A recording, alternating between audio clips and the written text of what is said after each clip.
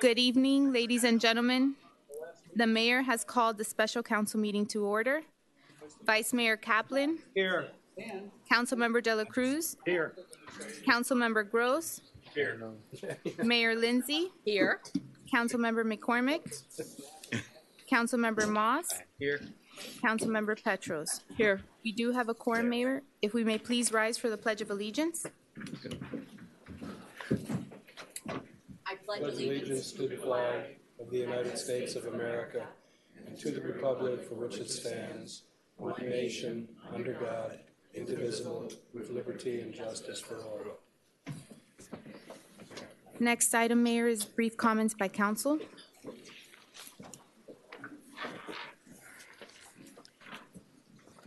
I have a brief comment. Please. So it's in regard to the last meeting, which I either fortunately or unfortunately wasn't able to attend because I was in Europe. I got the same email that everybody else did. I had about a 45-minute conversation on the phone with our manager from Stockholm. I think that anyone that wanted to dig into this and find out what was really behind it could have and should have done the same thing. I think what occurred at that meeting was shameful. It was rude. It was a personal attack on someone who's been a loyal servant of this village for 25 years. It made me furious, and frankly, I'm very disappointed in what happened. Thank you. Anyone else? Next item, approval, deferrals, additions, deletions, substitutions, withdrawal. Next item is public comments. I do have two people signed up. Good evening, everyone. Welcome. Our first speaker this evening is Clifford Brody.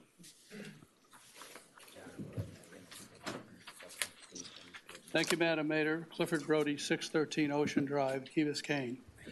First thing is I had lunch today at the Yacht Club and ordered an iced tea, and I got a straw with the iced tea. You all have a straw.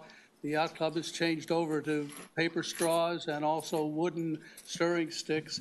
I think the Yacht Club probably serves the most meals or near the most meals of any restaurant on the Key. So the efforts of this council to get this kind of thing happening is taking effect. Thank you. Now, I wanted to speak to you about the freebie budget. Right now, it shows there's a division between the freebie budget and the circulator. And the freebie is going to need more money. Right now, it's basically set up to fail. It's doing a great job right now, but everybody is on vacation because school is out and we hardly have any tourists here. I used freebie today. To come here, I texted them at 5:37 and I was here at 5:45. So it was wonderful. But I know from what was going on not long ago that once the season is here, we're not going to have enough service in order to accommodate the needs, and wait times are going to start to spread out, and then this room is going to be full of people complaining about the freebie service. We've got in the budget $170,000 for circulator. Circulator was set up the way it is because there were a lot of restrictions on how that money could be used. As I understand it, most of the restrictions on that money, maybe all of it, is going to be off very shortly before this budget takes effect. And I really feel like some attention needs to be made to this to figure out how best to use that money. I don't think it's being used effectively right now. Whether that's just putting it in with freebie and expanding the on-demand service, or whether it's reorganizing the circulator, perhaps to go through the condos, I don't know. But one of the problems with freebie right now is that there's really not good data management of freebie and a number of other project-related things. I mean, the foundation does a great job of making it work. Councilman Dela Cruz has been very involved in it and so forth. I personally have been very involved in it, but it shows that our management structure is missing a person, and that person is a assistant manager or the chief financial officer. There's no reason that a chief financial officer has to report to the board. I worked for a Fortune 500 company for 5 years, and this chief financial officer there did not report to the board. He reported to the chief executive officer, who was the president of the company and also the chairman of the board. He was a non-voting member of the board's finance committee, but so the structure for an assistant manager and a chief financial officer can be organized where that position reports to the manager. And I think that there's projects like Freebie and a number of other ones that need that management level supervision. Thank you. Thank you. Our next speaker is Mike Davey. I know you're all surprised to see me. Mike Davey, 50 Ocean Lane Drive. Very quickly, I just want to go over a couple of items. The beach renourishment plan, I'm not sure, John, when is that supposed to start, the project? Do we have a start We date? can't put sand down till after the 1st of November because of turtles. Okay. But we're working toward the So permitting. in and things November of necessary. this year, we would Yes, be sir. doing this project. Okay. We need to start considering the big project. If we're going to do this in November, and that's up to you guys, I guess we're moving forward with that. You know, the county, in its abundance of wisdom or lack thereof, has decided they're going to re-dredge the government cut because they didn't plan for newer vessels than what is now allowed. So that's the last rumor I heard. If that's going to happen, we are again going to be faced with a situation where we're going to be losing more and more sand. And I think by doing what we're doing, we're essentially shoveling against the tide, almost literally. So I think we want to consider a couple of things. First of all, let's get more. I know Gary's been talking to the Army Corps of Engineers. Let's make them aware again of how much this dredging does detrimentally to our community. And then we've got a plan for the beach renourishment. We've got to do more. And then as to the undergrounding power lines, we need about 1.5 million this year. But we really need this council right now to, once you get that information from our consultants, to make a decision. We've got to make a decision if we're going to go or not on this project. I mean, Brett, you know, it's going to be expensive if we undertake it. So let's make the decision and let's start moving forward. We can't keep just slowing down. I know FP&L wants to hear from us on the hardening of the lines going into Crandon Park. So they're going to want us to make a decision. We need to do it, and you all are the ones who get to make the decision this time. So beach renourishment, undergrounding, let's get moving on it. Thank you very much. Have a great day. Thank you. Do I have any more speakers? I have no one else signed up, so I'm closing public comments. Next item, Mayor, is a continuation of the June 26, 2018 budget workshop, Special Revenue Transportation Funds, Stormwater and Solid Waste Enterprise Funds. Mayor and Council, if I may, based on the meeting last time we met regarding the budget, there was a question asked of us or asked of staff regarding the debt service. I have Lourdes Abedin here this evening, and I think it might be best to start off with her report on the global study of our debt service, so Sure. that's in our minds as we move forward with some of the discussions tonight. Please. May I? Lourdes, please. Welcome, Lourdes.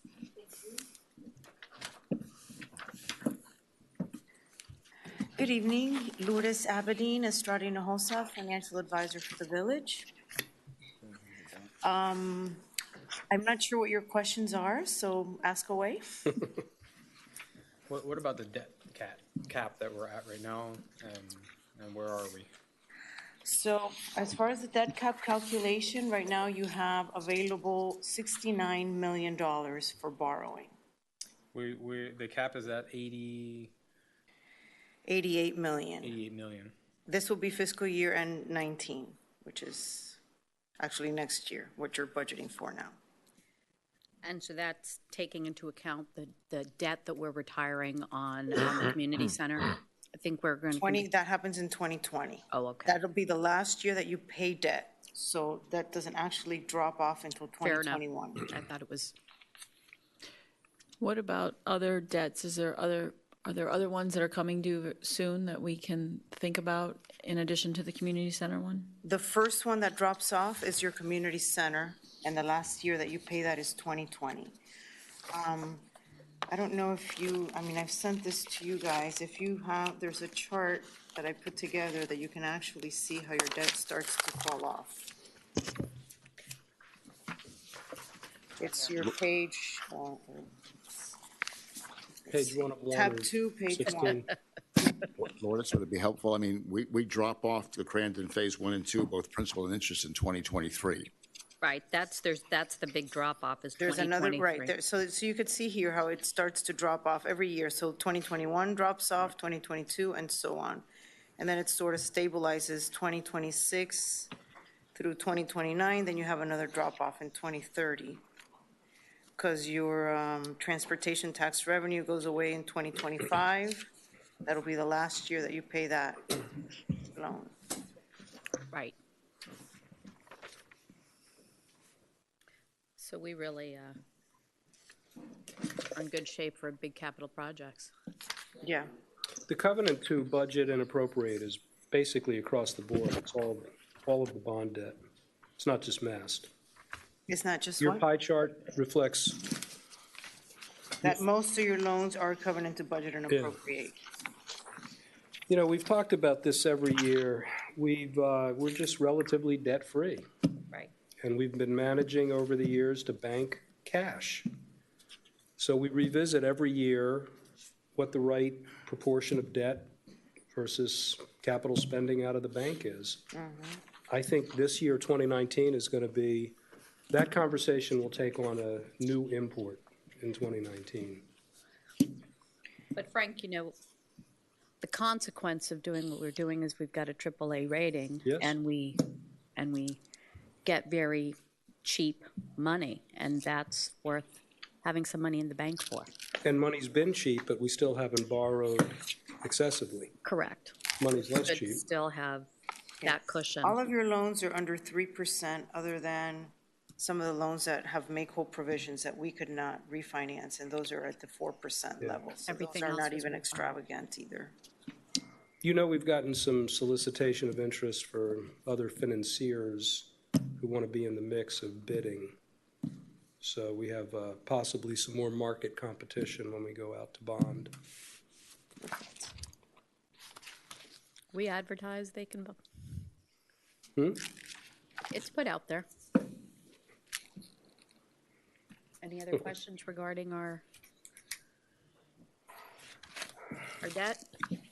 I like the way this was presented. Page 1 of 1 is every single page, which forced us to read critically and closely. Thank you for that. After each tab, separated by tabs. Thank you. Thank Lourdes. All right, I'll be here if you need me for anything else. Thank you. All right, Mayor, if I may, Yes. we'll pick up where we left off at the last budget workshop hearing. What you have in front of you is discussion at your convenience regarding the 3 enterprise funds, the special revenue for transportation, the proposed stormwater, and the solid waste. And we start off with the proposed special revenue transportation. Questions? I've got staff here to answer. So we do have, for the enterprise fund for the transportation, where is it?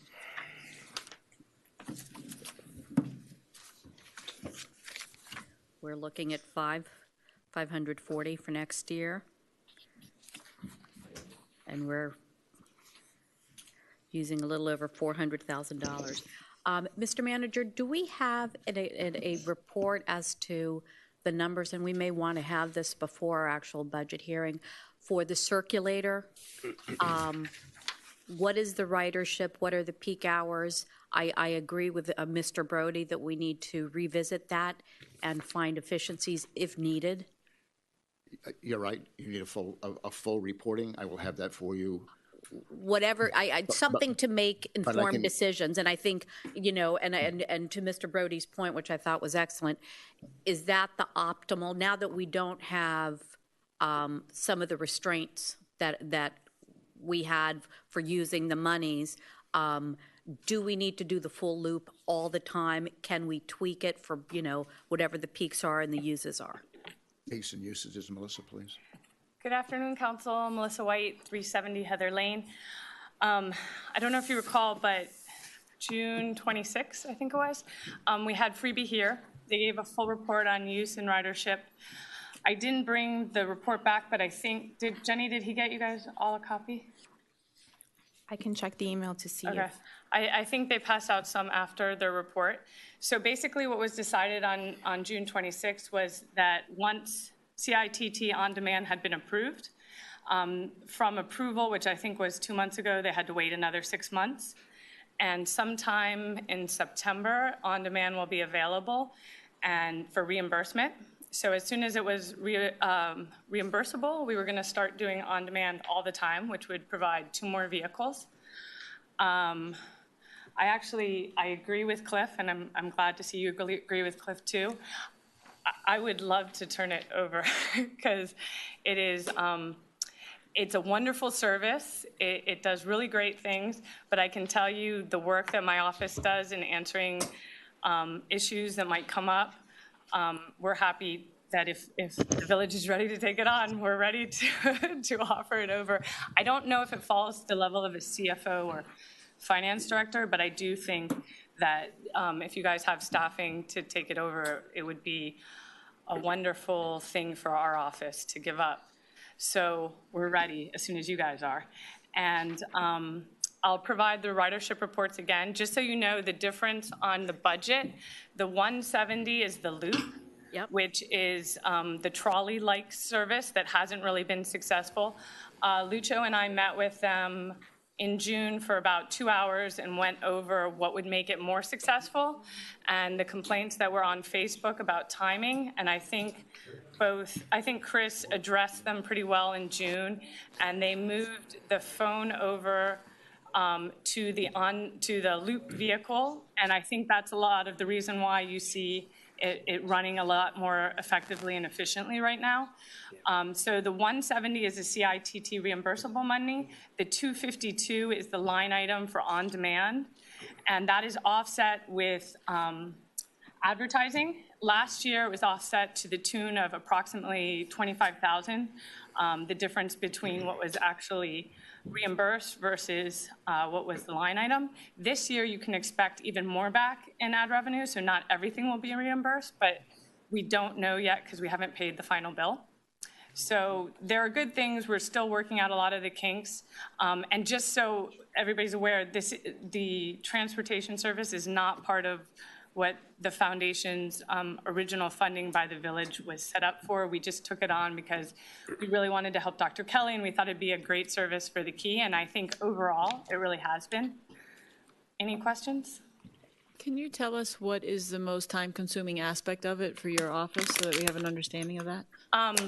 So I got to see my good friend Ed Meyer yesterday. He came by, and one of the things, he had some great suggestions about the way the loop could run better. He happens to be one of the seniors that don't have a cell phone, and so he doesn't have a way to communicate either by calling or by using the app. And he thought it would be helpful if they could see when he's getting off the bus at Harbor and Crandon and dress for work, if they could see him and maybe stop and pick him up. And I thought it was a great suggestion, and I'm happy Ed and I will sit down next week with Freebie and talk about ways in which it can be improved for those seniors that don't have a phone at all, a cell phone. So mostly we deal with complaints, and we try to bridge that. And then we work with the service to tweak what is a valid complaint and can be worked out and what isn't. And if it's not a valid complaint, then we usually, for example, 6 months ago, there was a woman that lived in the Island House. And she was really frustrated because her kids couldn't ride in Freebie because there wasn't a booster chair. So we worked out with Freebie. We actually went ahead and the foundation purchased some booster chairs. And now when they go and pick up. So that's primarily a lot of the work we do. Not sure we need a CFO for that, but it is a great service, and I thank you. I thank you for doing that. I really do. Any other questions? No, thank you. Thank you. Thank you.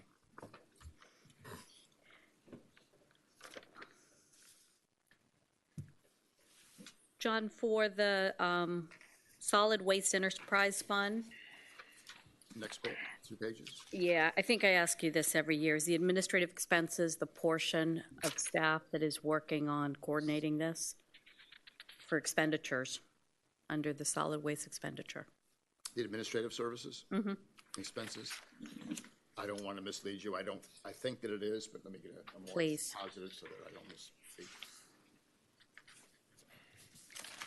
So we have no questions on the Stormwater Enterprise Fund?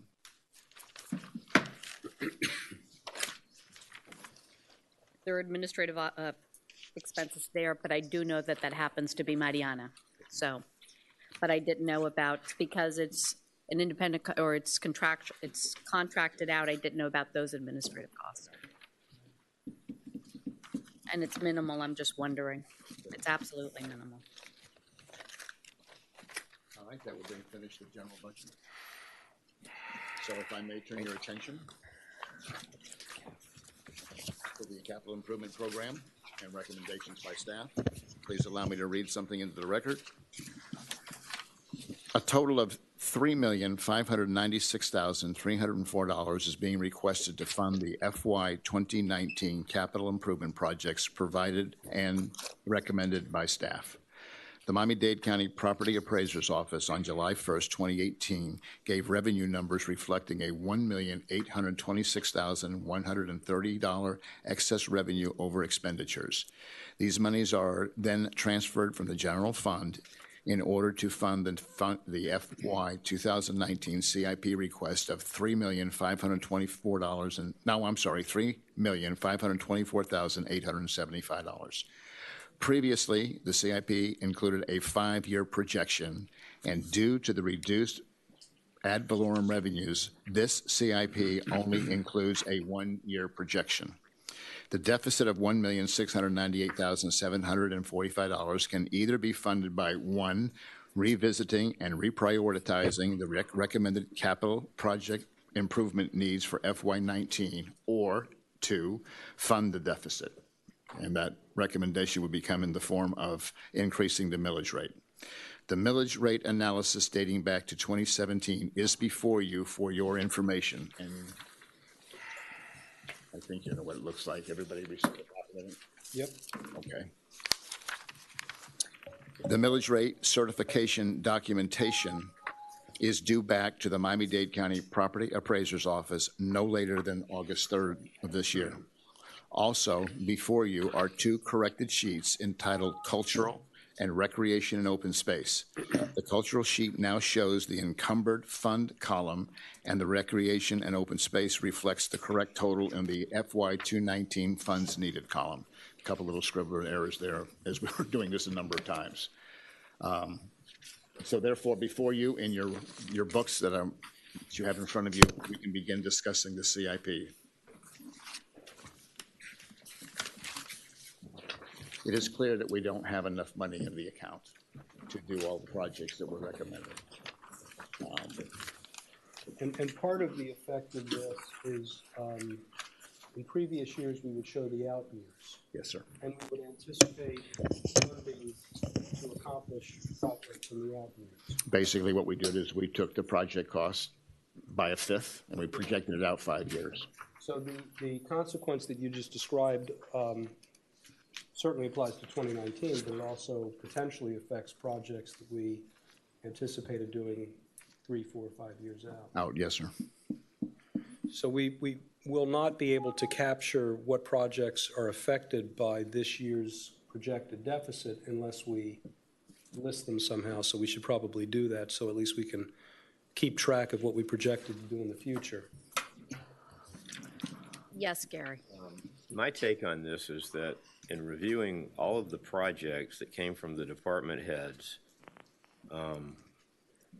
I was hard-pressed to find any of these projects that weren't in the best interest of the village and that would improve our services, our quality of life, and that most of our residents would probably appreciate. What we find ourselves doing every year is prioritizing which projects we're going to undertake simply based upon what our revenues at our current millage rate would allow us to fund. And I think that what that does, and what it's done for many years, is it's required us to push projects off into the future that probably should be done sooner instead of later. And what happens then is that other projects come up that are more urgent that weren't aware of at the time, that have to now take a priority place in line to the ones that were supposed to come up in year 2, 3, or 4. And I think it's really a very simple situation. I think what we've done is we've managed our capital projects to the revenue that we bring in based upon the millage rate that we have set.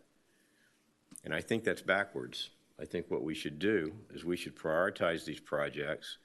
We should see which ones we really want to do, what the list looks like, how much it's going to cost, determine how much revenue that's going to require, and then strongly consider a millage rate increase to fund those projects so that we don't have to keep pushing things off and off and off years down the road when they could be done sooner. I don't think that we have very many residents that live out here that would object to us undertaking projects that make this community better and more desirable to live in and to make our services better, even if it results in a small tax increase to them, especially since that tax increase will be going 100% to us and to nowhere else. So I'd propose that we do that. We go through this exercise and we really take a hard look at these projects and figure out which ones we really think warrant doing, and see if we can accelerate the pace at which we bring these on, and generate the revenues if we have to with some modest millage rate increase. Gary, while I generally agree with you, I do want to put a little context. Additional context is we've also been in a situation where there's only so many projects that we can do at once. So there's also a limitation as to manpower and being able in executing multiple projects at once. And we have been in a situation where we have been spread very thin. So I don't think it's all about financial limitations or budgeting ourselves and pacing ourselves. It also is, we have found, at least, in the last 7 years, that it's been difficult to have, that there's an optimal number of how many projects we can do at once and have the manager and have staff be on top of it, even coordinating with a project manager. So just to give a little context, because I generally agree with you, but I also think we can, there's only so much we can do. There is a natural cap as to how many projects we can do at once, and that's why we had a 5-year plan. And I think maybe it's about being a little more aggressive about how we plan it and how we prioritize and being more disciplined. But I also think that there's only so much you can do at once. I completely understand that, and I wasn't even referring to that part of it. Obviously, we can't bite off more than we can chew, but I think we've clearly not bitten off as much as we can chew because of financial constraints as opposed to manpower constraints. I also think that what you're speaking to right now, and I totally agree with that, is a really compelling case as to why we do need an assistant manager, because other communities that have an assistant manager to assist in running the community assign certain specific jobs and duties and areas of responsibility underneath the manager, of course, and that gives a much broader capability of doing more things at once and, frankly, running the village probably more efficiently. So I think all of these things kind of tie together. Obviously, an assistant manager is part of the operating budget, but if we had an assistant manager or a CFO/assistant manager or whatever you want to call it, it would allow us to take on more, which would allow us to, if we had the funds, do more and do it faster. I agree. And not having a budget person and someone who is the right-hand person has been a handicap. It's been difficult. Please remember, it wasn't just the budget director, but it was a building and zoning director and an HR director / coordinator. And Staff Public has done Works went through transition. ma'am. That's so, yes, absolutely. Well, I also think, I'm sorry, Frank, if you want Go to ahead, speak. Katie. I just wanted to say that I think we're still in a period of transition, and that when we look to increase our millage rate, we want to make sure we're doing it for the right reasons and analyze it and make sure that we're being efficient with our expenditures on how we run the village and then what capital projects. And we need to look at it with a really detailed eye so that we feel comfortable that we're raising our rates for the right reasons too. Well, that's exactly why I alluded before, Katie, to the fact that if we set our millage to match the revenues we need to accomplish what we decide we want to do for this village, then obviously we set the right millage rate, as opposed to determining what we want to do in any given year limited by the current rate we have, which is sort of backwards, because once we prioritize and decide what we really want to do, determine how much it's going to cost, we know what the millage rate is because we know how much revenue it's going to take. Then we'll either decide, yeah, we want to raise it 1/10 of a mil or 1.5 tenths of a mil or whatever it is, or we don't. Well, and I also think it has a big conversation with the new manager when she comes on and gets up to speed and what she's comfortable with, and maybe we're a year away from making those big decisions. Actually agree with you. Frank and then Luis de la Cruz. Two thoughts.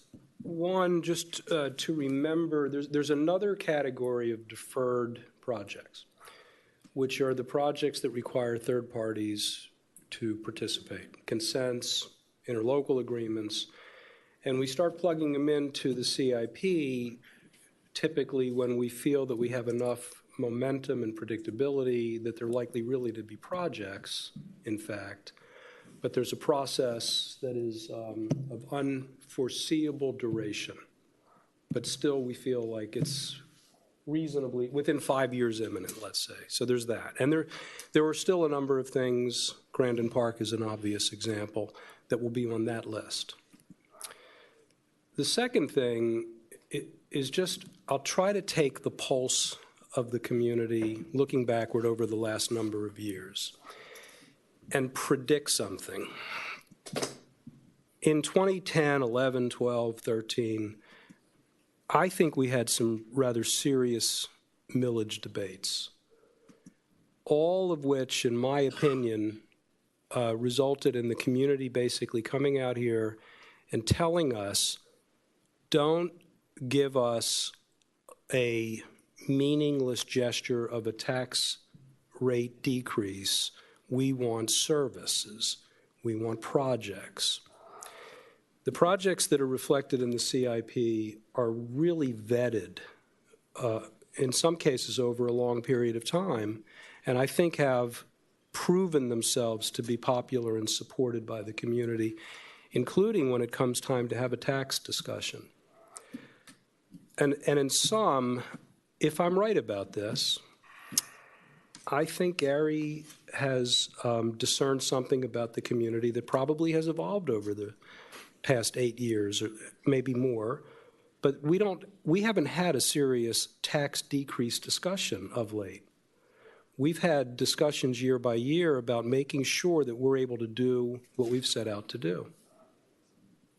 Just a surmise on my part. Thank you. Luis. Yeah, I see things differently. I mean, I agree with what Frank said, but I really don't remember in the last 2 or 3 years when I've been here being constrained by the millage rate. If anything, we had surpluses every year, so we weren't cutting, capital improvement projects at any time that I remember. If anything, we always had a surplus. And then we talked about how there shouldn't be a surplus or this and that and whatever, but we left it and it carried forward to the next year. So I'm not sure that the conversation is right in that sense. Now, this year, obviously, we have less value in our properties and we're going to have less income. So in order to continue doing what we've been doing in the past, we're going to have to consider a tax increase, and I think we're all ready for that.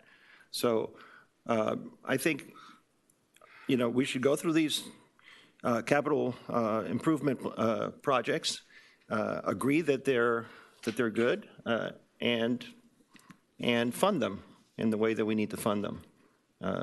I think the community is behind that.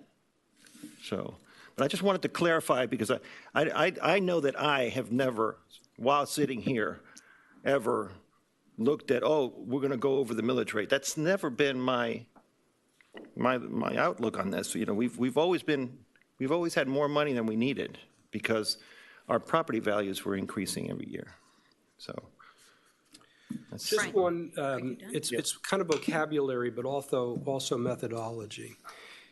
We have budgeted for revenues to exceed operating expenditures historically, year by year by year, to fund the CIP. It's not really surplus, it's really a source of funds to fund the CIP. One element of which is we put a mandatory funding obligation on ourselves to fund the Land Acquisition Trust. It's not quite surplus. Absolutely agree. Well, it's not surplus, it's how we fund. I mean, It's funds for individual projects. Shall we get going? Yes. Shall we get going? Actually, one thing before I end, because I see our future village manager in the audience, I am hoping, and I think that as we budget, this is an evolving process, but I do think, and as we come to CIP, strategic planning from the different departments and having things project 5 years out struck me as I was reviewing the CIP again as a very useful tool. There are a couple of big capital projects that caught me by surprise, and that really, if we can avoid that, it's a good practice. But anyway, so let's get going. We'll start off, I'll have B go over the page in the thing. This is the capital improvement plan summary. And then we can get into the individual projects, and the directors will be able to explain or justify their requests. B? Okay. The first page is the summary page, which encompasses all of the projects that we're looking at.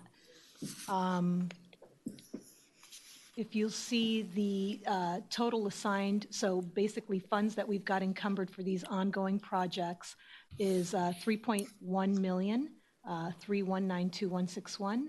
We're looking for a total of 1.9 million, $1,923,575 for fiscal year 19. The first line item there is the bearing of the power lines, and you'll see that's the highest amount we're requesting of 1.5 million. That represents the debt service should we take out a loan to bury the power lines. Right now, we've only spent some of the funds on basically on the feasibility study and the paperwork necessary to just come up with a total cost for this project, which I was told by the manager the cost has increased significantly since we first did this. But the 1.5 million would just represent, like I said, the debt service for that first initial year.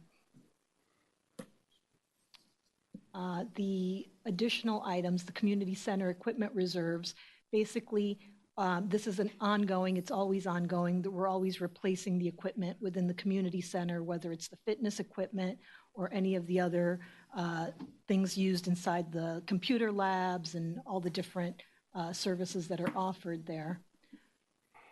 And if you, the community center expansion, if you'll notice, we didn't do anything for fiscal year 19, only because we're basically done with phase 2. We're looking at phase 3, which we've costed out at about $967,000, and that's just for the design phase.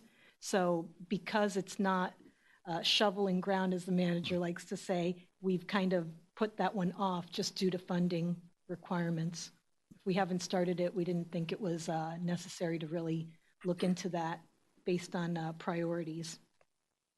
Then we have the maintenance reserves for the community center, which is basically the maintenance of the community center, not the fitness equipment, but more like the flooring, the air conditioning systems, and just equipment for the pool pumps, things like that, that we just build up a reserve on based on what it would cost to replace it at some point. And we usually break that out over a 5-year period. So the 100,000 would just represent 1 year of what we would need. The same thing can be said for the fire station. We currently have $225,000 encumbered, and we're looking for another $50,000. The police admin building, we need another $100,000. And then the playing fields, while they've been, redone with the artificial turf, we're looking at $120,000 a year to maintain those fields. To maintain them or to get ready to maintain them. The artificial turf? The artificial turf. No, that can't be. That can't be maintenance. That could be. That's That the could that's the be- purchase. I'm sorry, future playing fields. Right, Todd just right. corrected me. Okay. Future playing fields. Under information, and again, these are just summaries. We have tabs with more detail coming up, but information technology, village-wide, software replacements, renewals, things of that nature, ongoing maintenance. And again, we can go into the different tabs. The public safety component, I believe we're looking to purchase another fire engine. Begin the planning process, yes. Where are you? I'm sorry. Oh, I'm sorry, I kept scrolling past The bottom. to the next. Okay. Yeah, so Thank you. Got it. public safety, fire, the building, planning, zoning, and public works. We're looking for an additional $475,000. And the open recreation and open space, $196,429. Mine So- says 125,000. So we're short, what, two? Well, we'll go to the tab so that you can see specifically what makes that up. Yeah, we had a correction sheet. Where are we going off of? But, so basically, your worksheet is broken up into 2 sections. So if we go to the cultural, the second half of that first summary page, and I can show you the details. Just for one moment, you do not go off this book. No? This is on your front with a staple on it, and it's a revised list. That's probably why I got lost. Thank you, Katie. Okay, yeah, Okay. I'm actually the one that alerted her to that issue, and Okay. I didn't realize. Thank you. So, all right, so if we're on the cultural page, and basically, the 2 items listed are the village artwork, the ongoing artwork throughout the village. The project cost is $120,000, and we're looking for $118,000 of it. The rest of it has already been expended. Mayor, if I may ask for guidance, when we start reading these sheets, I've got staff members that are responsible for the recommendations and for the request. At that time, would you like me to have them come up and explain their requests? If we go through everything, then it's coming back to visit them if in fact you have a question. So I'm just seeking Sure. guidance. Todd, come on up.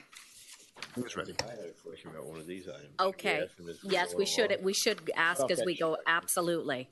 Yes, from Yeah. in the front, yes. Gary, please. The main question I have on what you've covered so far is the very first item, which is the power line item of $1,528,000. And I don't exactly know how it was calculated, but that looks like it entails borrowing about $25 million at about 4% for about 25 years, or some variation of that. Is I that? believe it was calculated on a $28 million project cost. Okay, good. Which has since increased. So the point is that this is, when it does start, if it does start, it's going to be a multi-year project. It's going to take, according to our consultants, 5 years, 6 years. So I don't think we're going to incur that kind of expense in the next fiscal year. if we phase it in. And as a matter of fact, likely would be able to cover some of the initial expenses, certainly the startup expenses, out of our capital funds as opposed to incurring this kind of an expense. So I think we need to take a harder look at that, since this is next year's budget, and make sure that we're looking at a realistic number for what it would be next year if we in fact started next year. Let me, if I may, Councilmember Moss, we are waiting for a document, a master planning document somewhere within the next 2 to 3 months that will help us and guide us to much closer numbers. And I'm hoping, I don't remember and I apologize, but I'm hoping that we can have an initial report back to us, to the undergrounding committee, so that I have that when we have the first budget hearing, no later than the second budget hearing. But these numbers were based on that original analysis that WAJH did. We didn't like them very well, but that was the initial number we were dealing with. And we know that it's growing. This is a question maybe Laura should weigh in on at this point. If we do this project, and if it is in fact a 5-year project, and the cost of doing it scales up as we go along, would we borrow all the money right up front and start paying the debt service, or would we phase it in as we need it? Once you've entered into an engagement with a contractor. Lourdes, if you can speak in the microphone, I'm sorry. You can't be heard at home. I thought we were borrowing in tranches. Exactly. Once you enter into a binding agreement with a contractor, you have to have the money in place to pay that contractor. Yeah, we'll still be, I don't know when we'll hit the construction part, because we still have to do design work once we get the master planning. And permitting. And permitting and all that kind of stuff. So it may be not on this year's, but it may be on next year's. Why can't we borrow it in tranches? Because basically the idea is that you are the council today, and you have agreed to enter into an agreement with contractor A to do a certain amount of work. Another council comes in later and says, oh, I really don't think we should fund that project. Are you saying that this is a legal requirement? I'm not sure whether it's a legal requirement, but it's a requirement that makes sense, because once you hire a contractor, you have to have the money to pay that. Yeah, but I mean. But I think what you're saying is that if let's say we have 3 phases, we can hire the same contractor, but we can do a contract for phase 1, borrow for phase 1, and that'll be our first tranche, and then our second one will be phase 2 with a new contract. Yeah, that's definitely the way we need to do it. But what happens if you do tranche 1 and tranche 2, and you never finance, or you never finance for tranche 3, and when tranche 3 comes along, somehow you can't get the money for tranche 3. Okay, well, maybe We're not going to go out I'm to not. bid on 3 tranches at the same time. Maybe I'm not smart enough on this, but, isn't there financing that considers tranches? Yes. So that you don't have to borrow it all up front? No, yes, there are different kinds of instruments where you don't have to draw all your money. Well, then if we don't draw all our money, we don't have to pay interest over all our money, so therefore it wouldn't be $1,500,000. That's Correct, exactly but drawing is right. different than, Yes. borrowing. So basically, you have a line of credit, but you already have the line of credit and it's been approved. You don't have to draw down on that full line of credit. You can draw down in tranches, as you're saying, and only pay interest on the tranches that you're actually drawing down. Well, regardless of the mechanics, that's exactly the point I was making. Yes. Without getting into the details, Okay. obviously I'm we can do that, and we're not going to be paying debt service on $25 million in year one. Never expected that. Absolutely, that happens all the time. I thought one of the things you said when we discussed this initially, though, is this is a strategy, too. If we think interest rates are going to rise significantly, you're not locking in an interest rate either. So we need to make a determination on what is the smarter way to go when we actually look at this. You actually can. You can get a forward hedge and lock in interest rates for 1 year, 2 years, 3 years. But it costs you money to get that hedge. So that hedge is not a free hedge. So It can also make you money if interest rates go up higher than the locked rate. Right, and it's certainly less than paying interest on the full amount from the beginning. I mean, I never would have thought that was a consideration. You're eventually going to have to pay interest on the full amount anyway. So it's just a matter of your cash flow.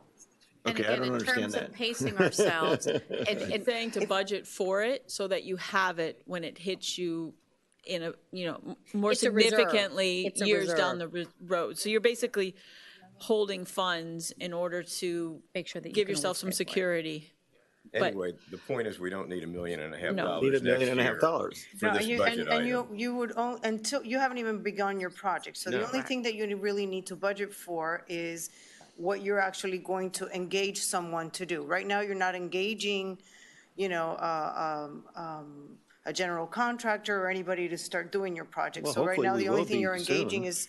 is engineers or, people that are gonna do your studies. So that would be the only thing that you need And to be can't we budgeting use for the now. encumbered funds to do that? Do we need to add to our encumbered funds? I mean, that's, because we have 685,000 sitting there, correct? Yes. To do something with. Yes, which we budgeted last year for the kind of planning phase.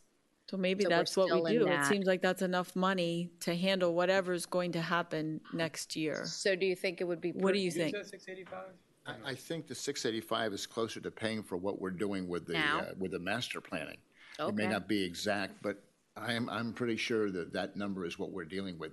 Do we have a Yes. pullout sheet on that or any information on I was looking where back we to are? that. So We'll that we get can, back to we'll get that for the chairman of the undergrounding task force. I'll get that for you.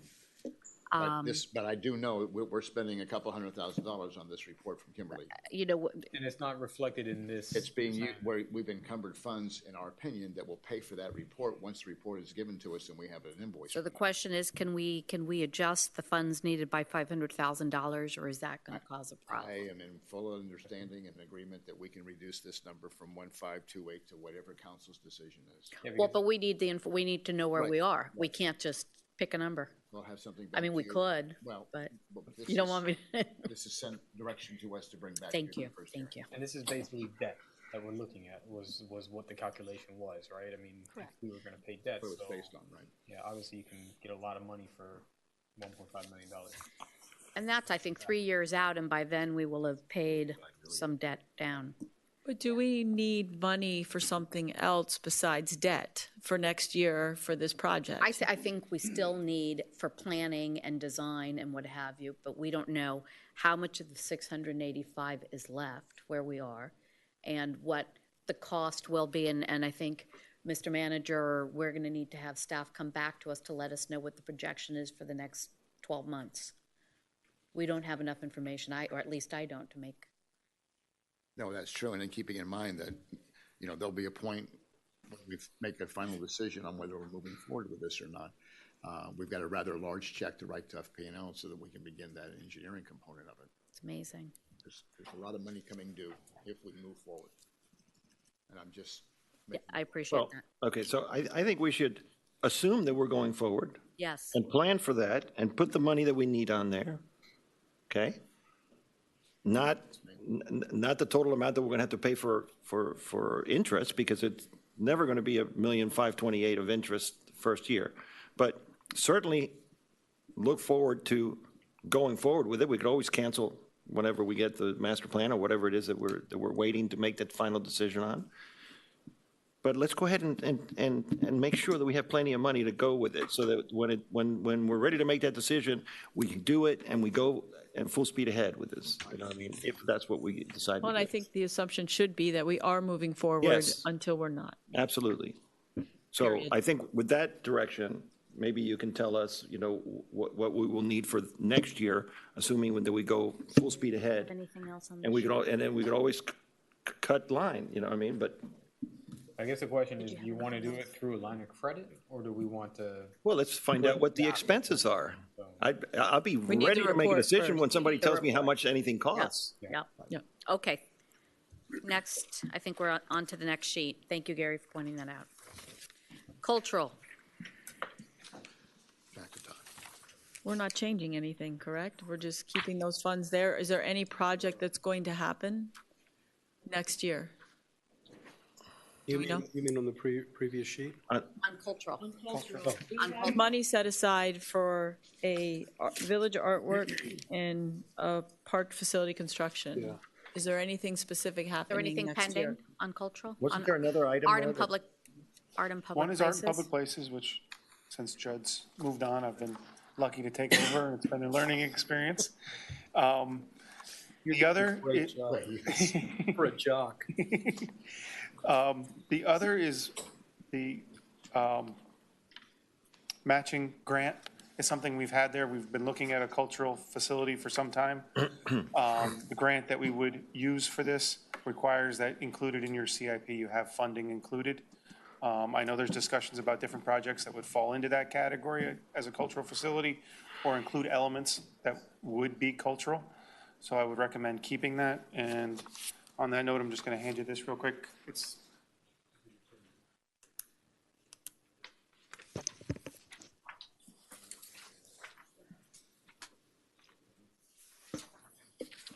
Thank you.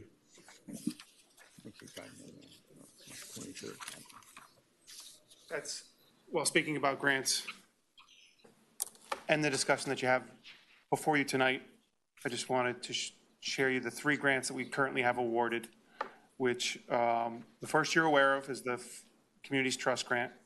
That money, we've completed all the paperwork. They had us do some extra due diligence. That's been completed, and I think the $828,000 is imminent to be transferred to the village account.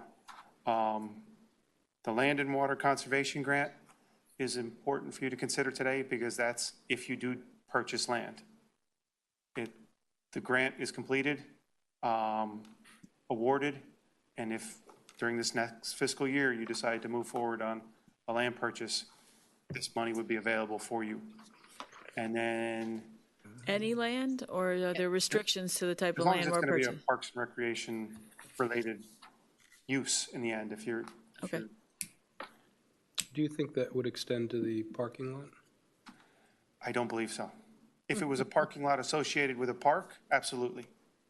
But it's not, if it was adjacent to the Village Green, I think you could make that argument, but I don't think. It's adjacent to the community center. But it's got to be dedicated as a, Yeah. I mean, right now, It's an the way it argument stands, it's got to I'll be a explore. parking lot. I'll explore it with our grants coordinator.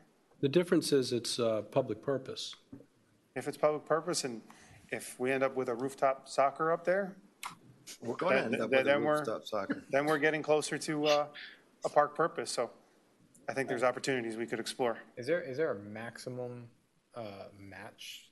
Because you have a 40% match of the cost of the purchasing price. Do they always do 40%? Is there a limit of once you hit a cap or something? That's the Florida Communities Trust Grant. And that's, sometimes you can go lower or higher, but you try to make your grant package as attractive as possible by a higher match. There's a minimum. I'll give you an example. If you look at the Small Communities Lighting Grant, we went pretty much at the minimum, and we weren't awarded the first time around. We received notification this week that some other people must have fallen off, not been able to meet the grant requirements, and we were awarded the grant pending the site visit. So in retrospect, I might have increased our match if I were to do that grant again, because it might have made us more attractive. My question is that if we bought something like the Village Green again, let's say that it wasn't ours and we bought that and we spent, $30 million on it, would that grant be able to pay 40% of that? It always depends what's available in funding that year. Usually there's a pot that's available to everybody. Okay. Usually there's a maximum and a minimum. There is a maximum. Yeah, so there's variables. I don't fully understand. Can you walk me through the column that says match? I understand number 1. Number 2, it has a $400,000 match, but we will receive an award of $200,000 if we purchase land that we turn into a park. Exactly. And is over $400,000. I put 400 plus. It goes, we will receive less than 200 if the purchase price is less than 400. Okay. But I don't know any purchase that we would make in the Village of Key Biscayne that would be less than 400,000. And then on the third one, what does the 8,720 signify? That's the village's contribution towards this program. And then we're getting an award of 70,000? 60. Okay, yeah, 70. Is it 70? Good for you. That's great. Is that, you already have the money for that? You ready to go?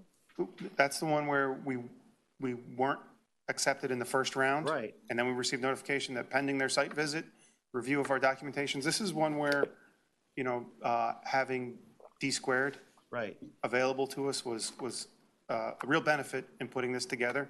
When will you have it done? As soon as they complete their site visit. And when is that going to happen? As soon as I got their letter, I sent them an email. The gentleman in Tallahassee is on vacation. He'll be back next week. He'll be receiving an email again from me on Monday. We're very excited about this. I mean, just decreasing our operational budget $20,000 a year. Yeah. Is total no-brainer. Yeah. This is something, this is the second time that this grant's been available to the village. First time we weren't awarded and we didn't make it through the process when they took people. But this year, very happy. And like I said, I think having Derek being able to assist us and some other people that came together and put together a lot of great information. So once you receive this money, Todd, how does that impact your budget? How do you work this against what your expenses are? Why I wanted to share that with you is because I think it will impact your CIP. There'll be money that will be available. I'm very confident that as you look forward to this CIP, that $828,000 will be available to you. And in the operating budget, we'll have the $19,000 reduced from his. Yeah. Thank you. That's great. That's a lot of good news. Let's try to start with good news. Just one quick question. Maybe we want to think about this. One of the things that was mentioned to us about the park at Hampton Lane is that we need to start looking at maintenance and dedicating maintenance and possibly having cameras and so forth. So maybe some of this money could be earmarked for that. Mm-hmm. I mean, I think cameras at several locations. Maybe you could let us warranted. know what you think would be a good idea. We had some theft at Mast Academy from parents' cars on weekends. So I think there's a couple locations. If you want, I can put together a price estimate and bring it back. Is everyone in agreement on that? Yeah. Okay. Yeah, thank you for the cameras in the community center. That upgrade has been tremendous. And we've had almost zero theft ever since that's been implemented.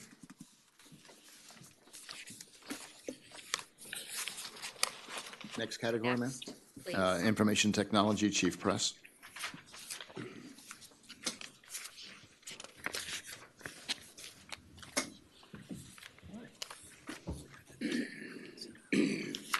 Good evening.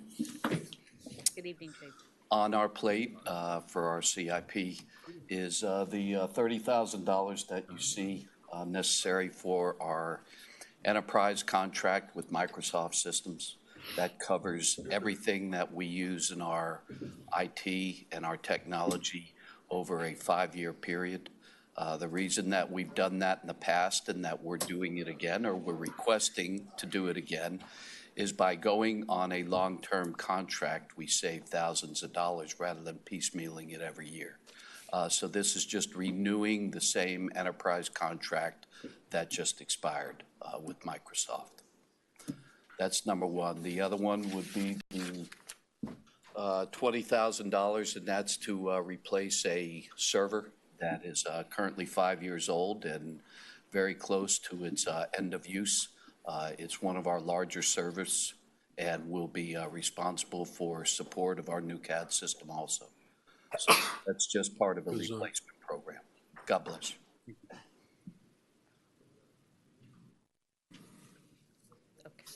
That's all I got to say about that. Chief Press, real quickly, when you replace the server, you're going to need someone to come in, or is that in-house to actually get the servers? No, that's all done in-house by our IT staff. Okay, great. Any other questions? I'm just wondering, well, no, we'll Thank talk you, ma'am. about it later. All right. It's not a big deal.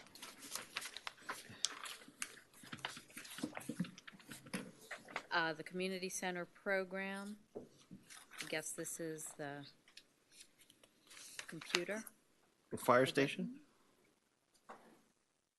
No, I'm looking at information technology. They're not asking for any money. That was easy. No, but I wanted to know where that was. I guess it's getting moved forward. Okay.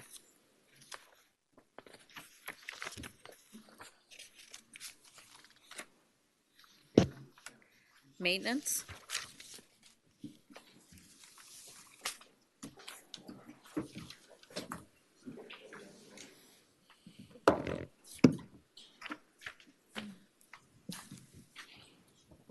anything that's, Regarding maintenance, yes.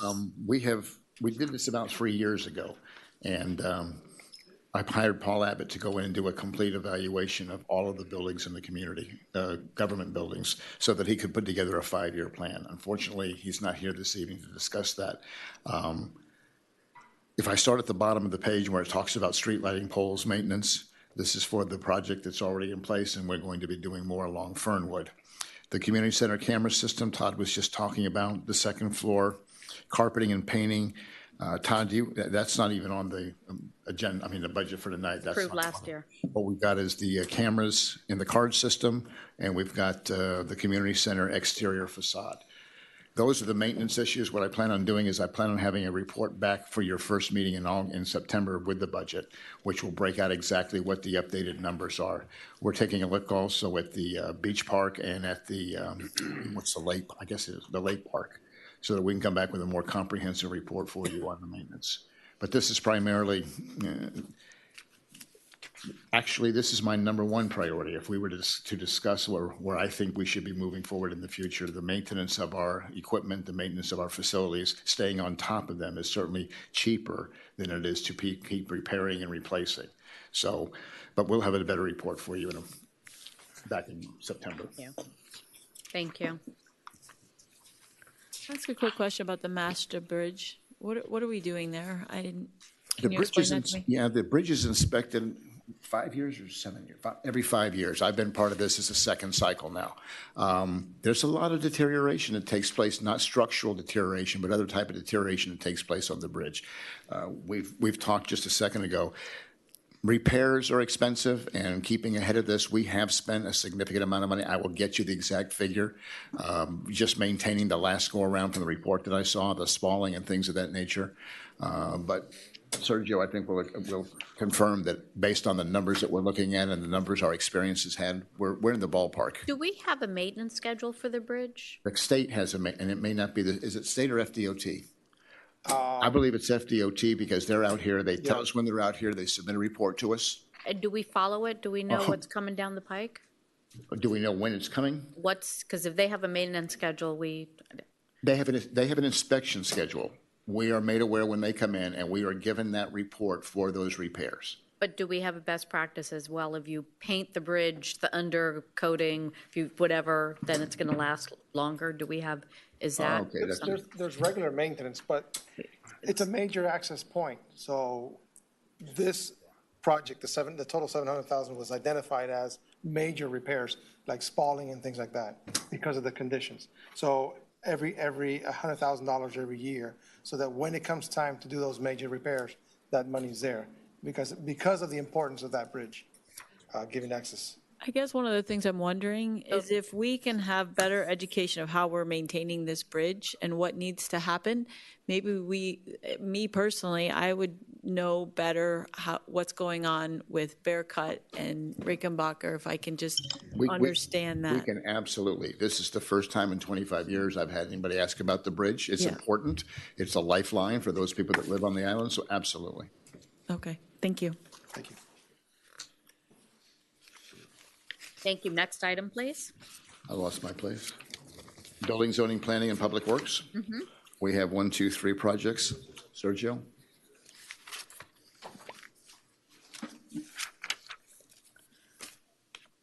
So the big one is beach renourishment, and we have a couple of approaches on that, one being working with our consultants and the other one working with the county on that. This is just to replenish sand, our normal replenishment. It isn't to do any major projects like our consultants have discussed with the Army Corps of Engineers about barriers or anything like that. This is just the standard. These are our Band-Aids, our day-to-day. That's basically what it is. Question, I know that there's FEMA monies that are just made available for both dunes and the impact of the hurricane. Are we? Update on that. Yeah, just because it will impact how much we need to put away. The state inspectors are due into our community next week on July 24th. They're coming down from Tallahassee. We've made arrangements to take them on the beach. In other words, the next level of reimbursement is for the state to come in and take a look at what we're doing. And so again, that's set. We've got names. We've been working with them regarding a time of day, which is between 3 and 4 on Tuesday, July 24th. and I'll have a better report for you at the first meeting back in August. Perfect, thank you. And the dune restorations is something similar, but it's reserved for the dune and the replanting of the sea oats, which maintain our dunes. So we lost some of our dunes, especially on Huge the amount. south side. Yeah. Huge amount. And that is the primary protection for our borders there against the sea. So that needs to be, is part of that, and replanting the sea oats as well. Small and mid-sized landscaping projects, those are the landscaping projects you find, traffic circles, medians, things like that, the smaller projects that we undertake with that money. Do we agree that it's premature to be budgeting for offshore infrastructure? Because we haven't really designed anything yet? On the beaches? The groins and the jetties and the different devices that we've been talking about, but we really don't have. We really don't have an idea of how much money we're gonna need. It's pretty far out. If we can get the Army Corps to sponsor this, which is what we're ultimately working on, they'll take the lead in designing that and helping us implement it. So until we get to that point, we just can't really start throwing things out there. Seems that way, yep. Can't wait. And then we have Village Hall parking garage, so that's a combination of CIP and debt service. If we move forward with that parking garage, once we acquire that land. Thank you. Public Safety, Chief Lang.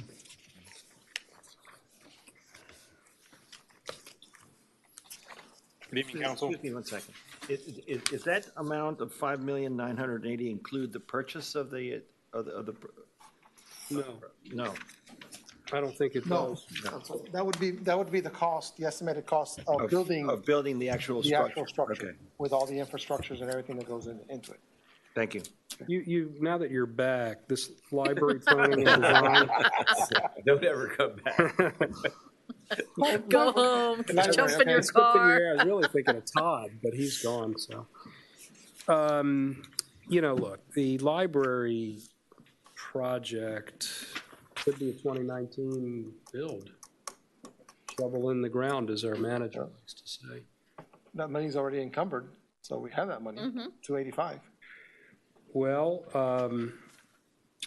Not enough. that's for planning. Yeah. I'm talking about bricks and mortar and light bulbs and plumbing. We might want to think about that before we come back again in the, later in the summer, because this could move. And we might have a better idea of where we are later in the summer, too. That's right. Yeah. How could we give them direction on that? Well, one thing, I've had a conversation a couple weeks ago with Todd. We were able to, just talking informally, project a cost per foot, construction cost per foot, and a range of dimensions and multiplication. So at least it's probably a decent, meaningful estimate, but we won't know until obviously we design. But it's a way to placehold a number. The cost per foot seems manageable and right. It's a range, but it's a narrow range. Is this something others would be comfortable looking at and adding to our CIP for this year? Well, if we're going to do the project in 2019, we're going to have to anticipate what it is and what it's going to cost and budget for it. I think we Well, need we're to. talking about- We just But need if to we have, could- we need to have the information. But I think construction would be another year out because you would need a year for design and Yeah. permitting and things, so I think. I'm not sure, would Be you? there. I think that Well, you where are could, we, Frank? We don't know where we are exactly. and we're not going to know tonight with any more clarity. All I So would tell you. then how do we know if it's going to happen? I mean, I'm, Because, you know, as I said earlier, some projects get enough momentum where one starts to predict with some degree of reliability that this looks like it's going to happen. well, what are you relying on?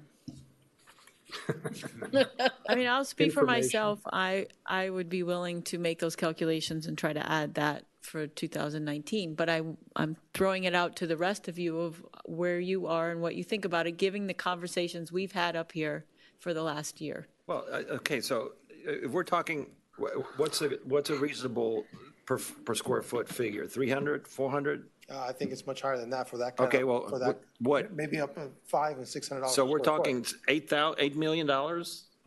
Yeah.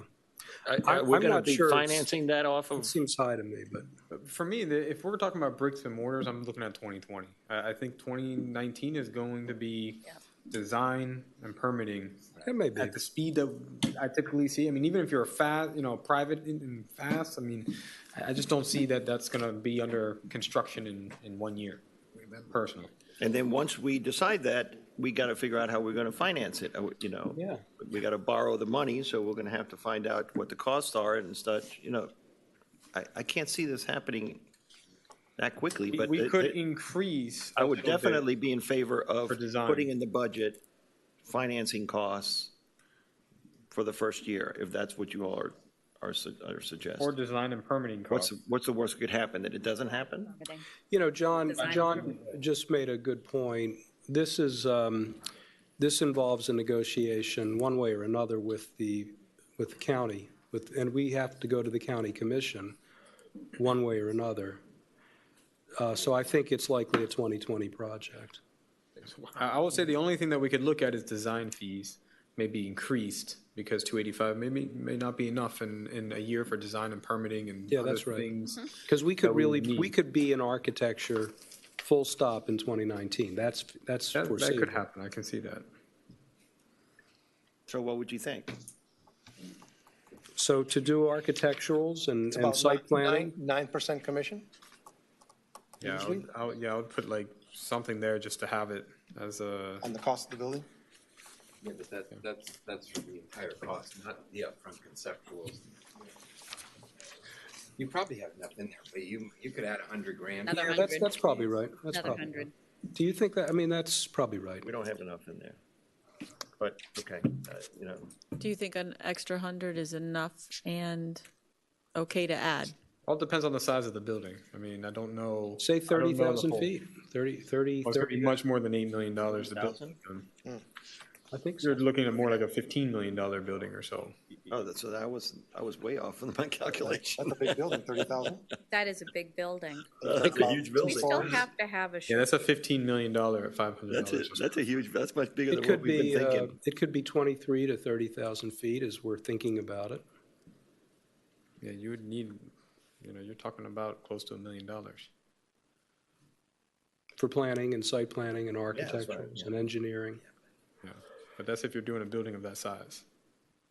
We're Well- told that that's what the size needs to be if we're going to get what we think we want for this community.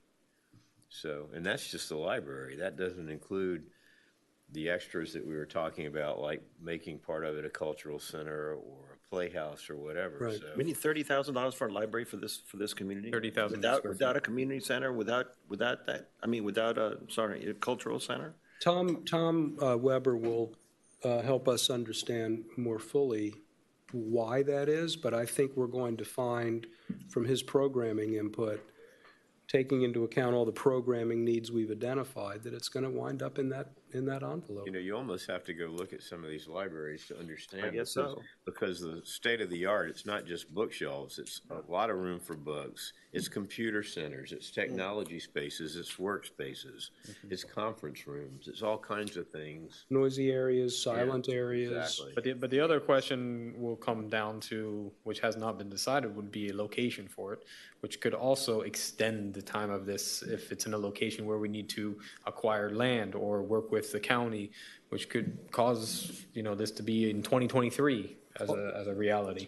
I think that's likely, but I don't think it'll be 2023. I'll predict. We can take bets up here. I'm and see feeling what- I feel like I'm totally out of the loop in this conversation. I think this is so hypothetical, it's hard to. It's hypothetical, so it's Yeah, but difficult we to started put talking money. about a 30,000 square foot building when I had never heard that figure before. Today, The last number you heard, I think, was 23 to 25. And then for a 30,000 square 15. foot building, we're going to need, where are you planning on building this?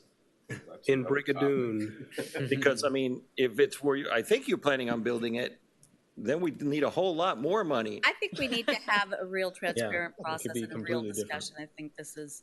So, I mean, I'd like to be a little bit more involved Well, in let's this. go I back, mean, let's go back to where we were, which was trying to come up with some additional money potentially to For- talk about for design of a planning. library. Another Planning. 100,000. that's fine with me. Yep, okay. Sold. 100,000 extra? Yeah. What a wake up.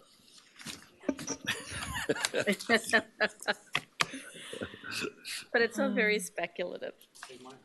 Hypothetical. Eric's back. Good evening again. Oh, shoot. Eric, you're in trouble, man. Pretty simply here, we're looking to replace Key Biscayne Engine 2, which is our suppression unit, which is it's 15 years old. We're just about to bring our new ladder truck online, Key Biscayne Quint 1. We want to go with the same manufacturer, and we're asking for $600,000. And under EMS equipment, which is primarily EKG, and defibrillators, which outfits our rescues and our pumpers to keep us current. Some of our equipment is starting to get dated, and they're not maintaining that equipment anymore with our vendor. In addition, we've have a few pieces of equipment called an auto pulse, which basically allow us to do CPR mechanically, if you will, and along with some training equipment. So between the engine and the EMS equipment, we're asking for an additional $700,000. We did have some discussions that we could look at the capital structure to potentially lower that capital need for a loan versus an all-out purchase. And that would be primarily focused on the vehicle purchase. Just for future reference, I know when we bought the Quint last year or 2 years ago, we talked about building reserves into our department so that we would already, have funds in there. I just really like that idea. I want to suggest it again. Okay. Do we have a fleet management plan, replacement plan, something that we can look at of all of our? That would be helpful. I can tell you that. I can tell you for the fire department that we do. Our outlook is for our suppression units to 7 to 10 years. We've stretched the suppression units to 15, and for the rescue trucks, they're 5 to 7, and the target for the support vehicles was 5. So we've exceeded our targets. Looking forward, we're looking to replace our rescue trucks in 2020. Realistically, it may be pushed back. So we have a plan within the fire department. I just would know if every year we need to put into reserves $300,000, and it's always that as part of a replacement and management plan. Well, I think it's somewhat predictable if we know it. If we know it, right. And what it is. Right. And then if we Constantly just fund look it. at it, like, for example, did you buy this vehicle, the truck that we just purchased that you're rolling out right now, the ladder truck, correct? Is that something that lasts longer than these type of trucks, or did you buy these? Did they all get bought at the same time? So we're basically going to have to replace everything at the same time when you built the fire department up? When we built the fire department up, we obviously purchased everything at the same time. We staggered our vehicle purchase on that schedule that I just mentioned. Our rescue trucks were targeted every 5 years, and the suppression units initially were targeted to be replaced every 7 years. We came up with a schedule to go 5 to 7 years for the rescue trucks and 7 to 10 years for the suppression units. Previously, we bought both rescue trucks together, and previously we brought both suppression units together. So this generation that is currently in service were purchased together. We purposely staggered the purchase of the ladder truck and the suppression unit because we wanted to lever some of the, it was part of the succession plan, to be perfectly honest. We have an apparatus committee that comes together. It develops our personnel to build a truck because there will be building future trucks into the future.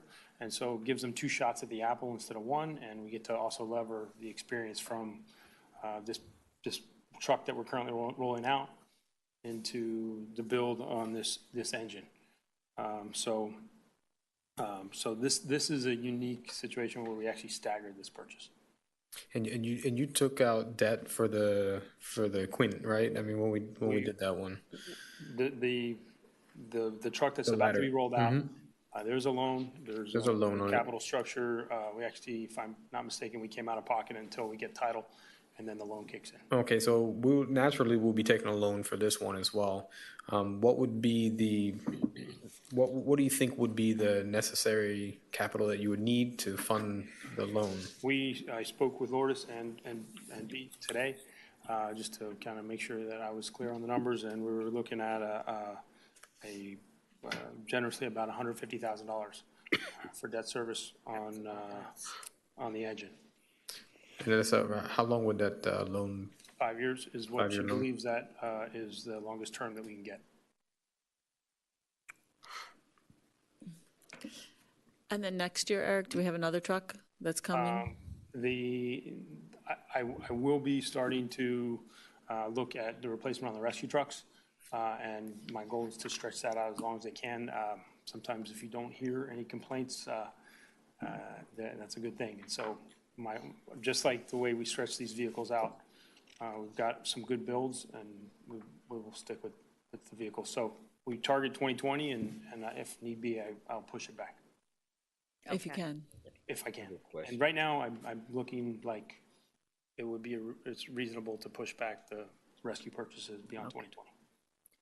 Gary? Why would we look at financing this $600,000 truck? Because we're looking at $150,000 of interest over a 5-year period. We're certainly not going to earn anywhere near that. And the $600,000 we keep in the bank, we won't earn a tenth of it. So why wouldn't we just pay for it instead of financing it? Lourdes, do you want to come to the podium? That's not just interest, that's principal and interest. And the rate that I did a little bit of very skim looking around would be like 1.57%. Yeah, but if 5 years times $150,000 is $750,000, and if the truck costs $600, then the $150 has to be interest. So. $150,000? That was just a rough number, right? Yeah, I actually gave her a number when we were talking today of 700,000 is what she Okay, so that's different. she priced that out. So it's not 150,000. No. All right, well, whatever it is, if it's that lower of an interest rate, what did you say, Lourdes? 1 point? So the interest, the first year is 10,000. Lourdes, I'm sorry if you can come to the microphone again. Sorry. This is just a very rough, I mean, I did this like half an hour on my way here. So the actual payment would be approximately $150,000. So the first year, your principal is $138,000, and you got $10,000 worth of interest. Second year, your interest is $8,000. Third year, your interest is $5,000, $3,500, and $1,200, more or less. Okay, so it's nowhere near $150,000 a year of payments. The $150,000 payment includes principal. Okay, if the fire truck costs $600,000 and we're paying $150,000 a year. For and 5 we're paying years. it for 5 years, that's $750,000. Because he asked me, because we did it on $700,000, because he has $600,000 for a KE2 replacement, and then he has another $100,000 for EMS equipment for a total of $700,000. So the 700 would be reduced to 150, not the Correct. 600. Correct. Okay. The 7, and that includes whatever cost of issuance, banks, attorneys, and Got so it. on. Okay. Right. About 30,000. That makes a lot more sense. Todd, you're back. Recreation and open space, of which we're looking at 3 items or 2.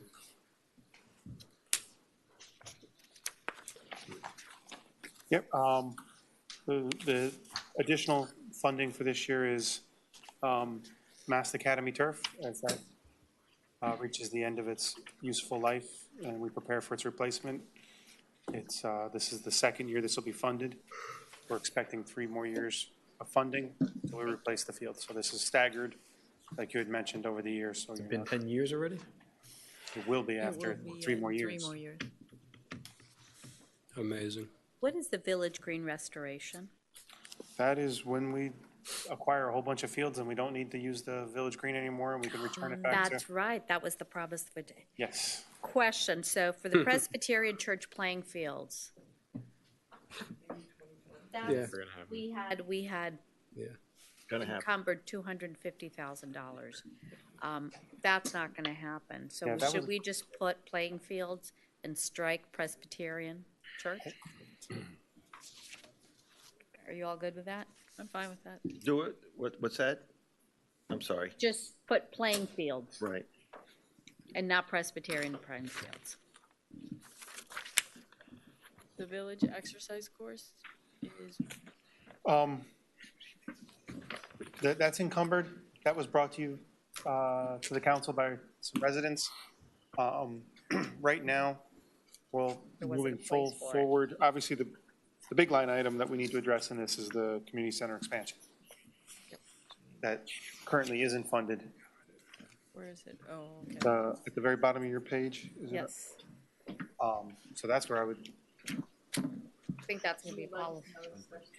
Yeah, we need to have a policy discussion on that. Man, I thought we were done. I was like, exactly, oh. I'm sorry to throw that. Very nice. No, I think we'll let that in there, but we need to have a policy discussion of what we're gonna do. I think Yeah. we keep on going around on that. We're looking at, if we were We to, need design fees for that. I mean, we're at that stage to do design if we're gonna move forward, right? exactly, we have some schematics done.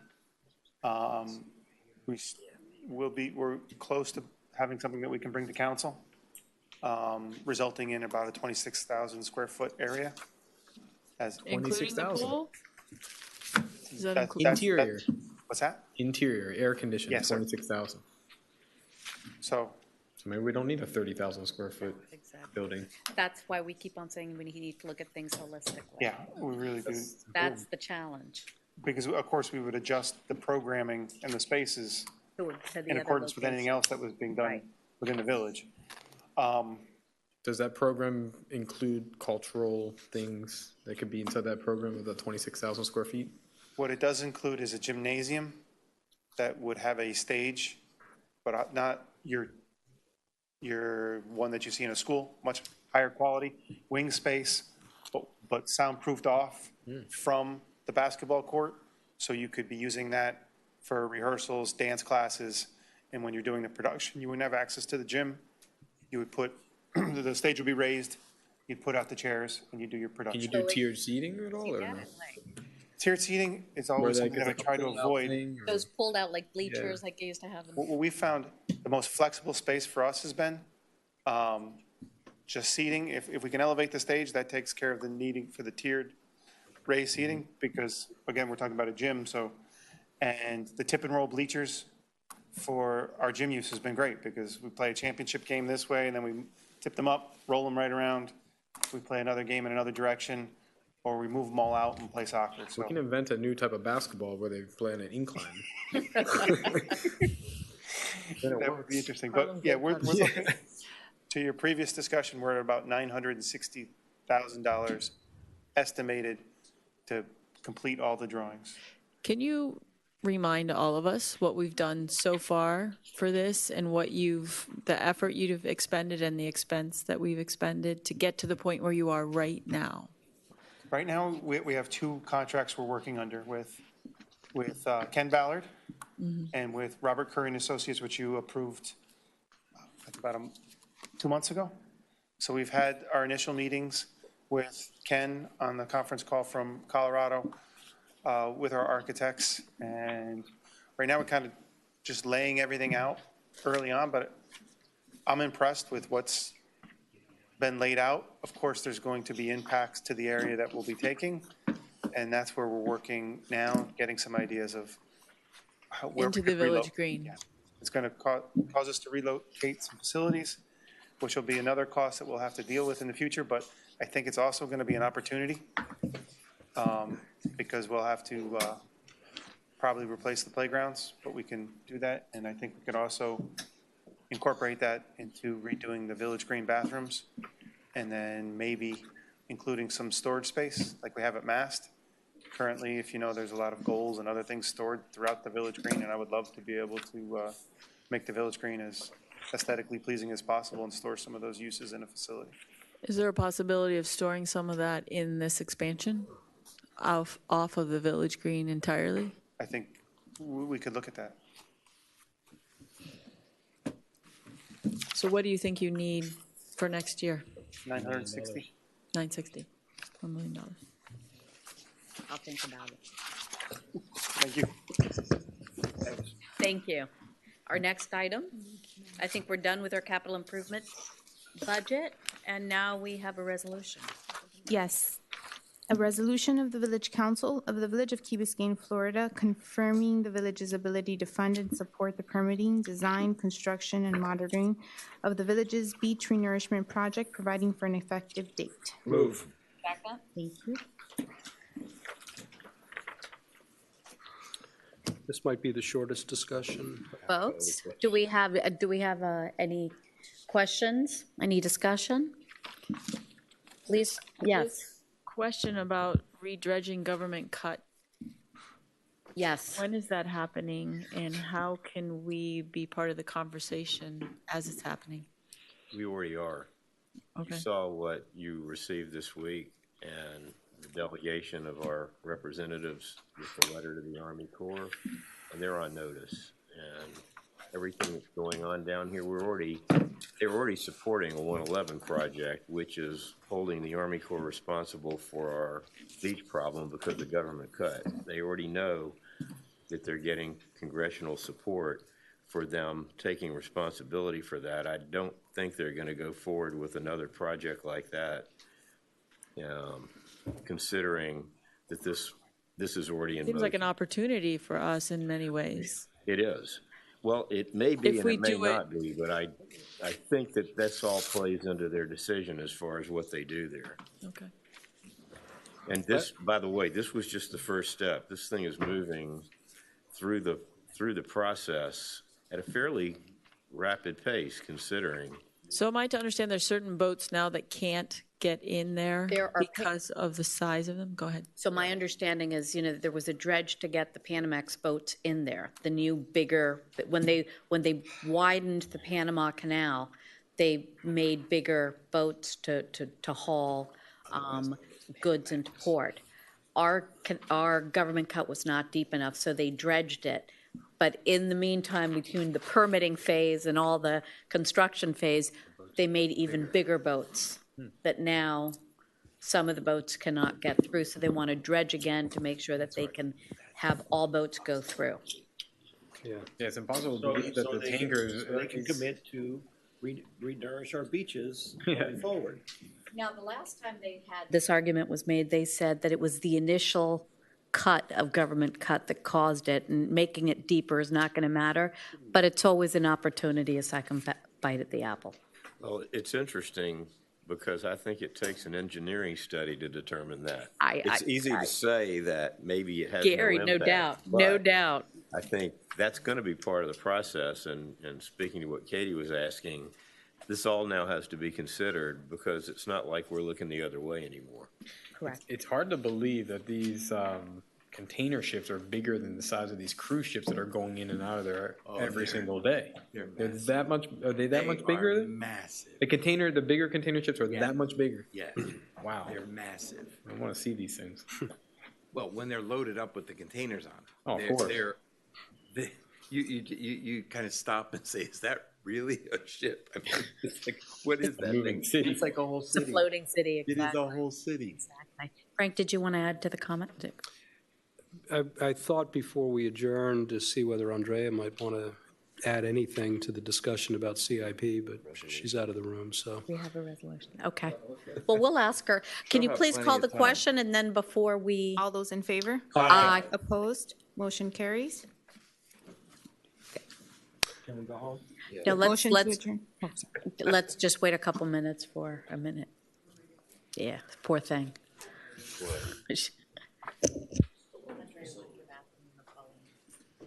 Well, while She's we're waiting, listening.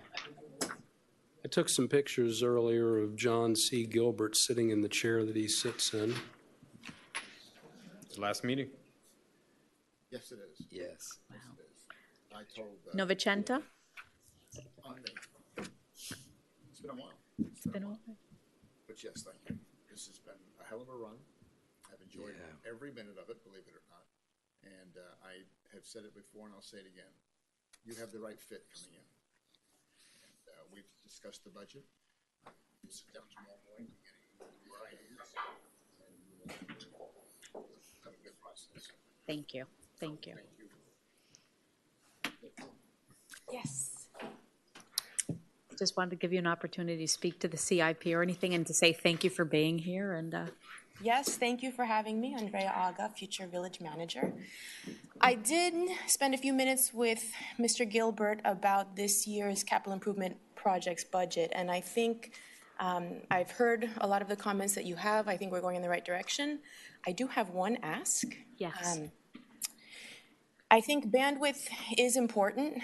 I think one way that I would address tackling the full portfolio of projects that we're looking at is to properly allocate resources. And I wouldn't recommend doing that necessarily by increasing any staffing, but if there are certain projects that require specific subject matter experts, I would include that expertise in the line item with the project. And it also is important what phase we are in the project. So some projects that were just at the conceptual level, perhaps staff members and a consultant can get us through the next year. If we are further along and need higher level expertise and coordination, I think additional resources may be necessary. So to get my head around what the priorities of the council are, I came up with a little exercise that John and I spoke about. If you could, of all of the projects in our portfolio, give me your top 5, not necessarily ranked, but just give me 5 projects that each of you that are important. That'll be 35 votes. And from that, it can give me some sense of priority over the summer of what I can wrap my head around and really get started with. So that's my ask. For me to do that, may I ask either Todd or John, I'd like to see the list of the 2020 master plan initiatives that were deferred. You know what I'm referring to, the things that were carried from 2020 vision? Or for that matter, from our strategic planning session. we have our strategic planning session and we And I think update our we- priorities. I think We we have a merged priority them. list. So I'd like to see that because that'll enable me to respond to your request. Yep. So that'll At go least to as a everybody. starting point. What if we can't limit it to 5? If I could- thought, what's the right number? 3, 5? I mean, if you want to give them to me in ranked order, I can see I'm trying to get consensus across the group, at least on, top tier. Gary, so you're that in the year one last I can person I deliver. thought would say you needed more than 5. You can do it. Oh, yeah. I have a feeling that Gary's top 5 are all tied for first. That's true. That's true. Bottom 5, too. Yeah. Yeah, we'll do that. Gladly. Thank you. Thank you. Do I have a motion to adjourn the meeting? Motion. Second. Meeting is adjourned. Thank you. Have a